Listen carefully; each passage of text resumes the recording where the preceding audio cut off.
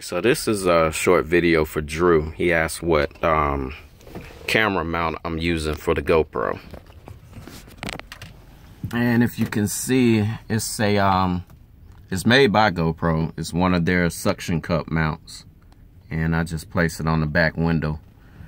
And it gives a great view of all the forward operations. But yep, that's pretty much it. I forgot exactly how much it is, but I want to say it was under $50, I think. But I bought it from Best Buy. Quick shot of the fam, my little lady. And this here, I ordered a lot of these. I forgot, it's a company in Texas. And they advertise a lot in the back of the Holler magazine. But I keep that right there as a reminder of where I'm headed back to. I'm gonna get another truck and do it for myself again.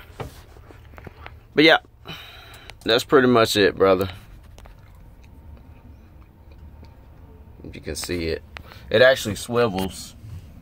And you can, the case will slide down inside, right? Uh-oh, my bad. Sorry about that. Slides down in here. And I would pull it out, but I need both hands to do it. But you can adjust it here and here, you know, to angle it. And it also swivels that way. So, hope I got all that in the shot. But yep, that's it, Drew.